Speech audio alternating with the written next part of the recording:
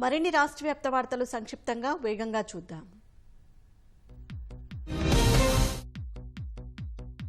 ప్రభుత్వ నిధుల దుర్వినియోగం ఆరోపణలతో ఏసీబీ అధికారులు నమోదు చేసిన కేసులో ముందస్తు బెయిల్ కోసం సీఐడీ పూర్వ చీఫ్ ఎన్ సంజయ్ దాఖలు చేసిన పిటిషన్పై విచారణ హైకోర్టులో నేటికి వాయిదా పడింది. కౌంటర్ వేసేందుకు పీపీ లక్ష్మీనారాయణ సమయం కోరడంతో విచారణను హైకోర్టు వాయిదా వేసింది.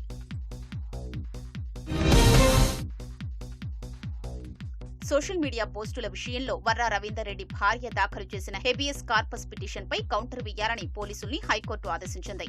ఇప్పటి వరకు కౌంటర్ వేయకపోవడాన్ని తీవ్రంగా ఆక్షేపిస్తూ విచారణను ఈ నెల 28కి వాయిదా వేసింది.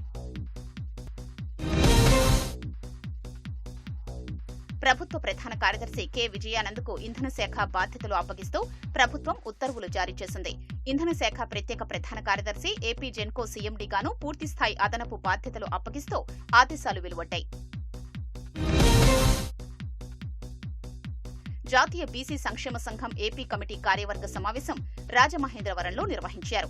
మేయర్ అభ్యర్థిగా బీసీలకు అవకాశం కల్పించాలని డిమాండ్ చేశారు. చట్టసభల్లో బీసీలకు రిజర్వేషన్లు కల్పించాలని తీర్మానించారు. యువజన నాయకుడిగా లడ్డిక మల్లేష్ను ఏకగ్రీవంగా ఎన్నుకున్నారు. బనగానపల్లిలో సుమారు 50 కోట్లతో నిర్మించే రింగు రోడ్డు నిర్మాణానికి మంత్రి బీసీ జనార్దన్ రెడ్డి భూమి పూజ చేశారు. రింగ్ రోడ్డు నిర్మాణం పూర్తయితే బనగానపల్లిలో ట్రాఫిక్ సమస్య తీరిపోతుందన్నారు.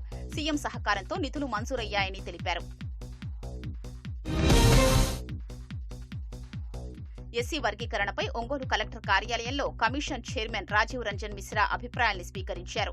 వర్గీకరణకు అనుకూలంగా ఒక వర్గం, వ్యతిరేకంగా మరో వర్గం కలెక్టరేట్ ప్రాంగణంలో నినాదాలు చేయగా పోలీసులు కట్టడి చేశారు.